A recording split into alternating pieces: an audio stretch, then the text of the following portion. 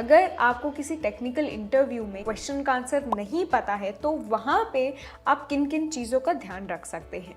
अब यहाँ पे नंबर 1 चीज़ which is easier said than done, but don't panic. जैसे ही हम कोई क्वेश्चन देखते हैं जो कि हमें पता है कि हमें शायद नहीं आता, हमने ऐसा कुछ नहीं करा हुआ या फिर बहुत पहले किया था और हम भूल गए उसका आंसर, तो हम सबसे पहले क्या करते हैं, हमारा पैनिक बटन जो है वो ऑन हो जाता है। हम सारे नेगेटिव सिनेरियो सोचने लग जाते हैं कि अब तो ये इंटरव्यू गया, अब तो इसको मैं बिल्कुल क्रैक नहीं कर सकती एंड अब तो ये कंपनी भी हाथ से गई। लेकिन वो टाइम जो आप ये सब सोच रहे हैं उसकी जगह आपको सोचना चाहिए क्वेश्चन के बारे में कामली। एंड इसके लिए आप इंटरव्यूअर से 2-3 मिनट भी मांग सकते हैं, that I want 2-3 minutes to collect my thought and that is completely okay to ask for. उन 2-3 मिनट्स में आप पैनिक करने की जगह आप क्वेश्चन के बारे में सोचिए।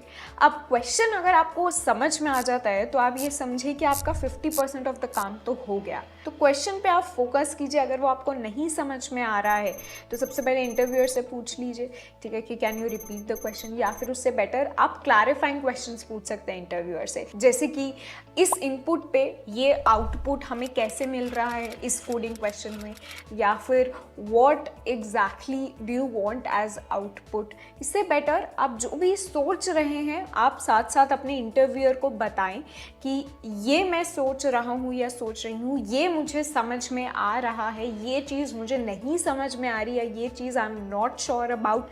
उससे क्या होगा कि इंटरव्यूअर को बेटर समझ में आएगा, बेटर पता लगेगा that what you are thinking, what's going on in your brain, how are you trying to solve the problem.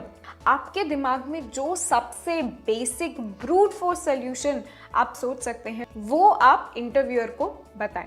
इससे क्या होगा कि इंटरव्यूअर को पता चल जाएगा कि ठीक है, इनको क्वेश्चन समझ में आ गए, इनको पता चल गया कि क्या एग्जैक्टली करना है एंड एक जो बेसिक सोल्यूशन है वो इन्होंने दे दिया है। एंड एक लास्ट पॉइंट जो आपको ध्यान रखना है वो ये है कि focus on what you no and be honest.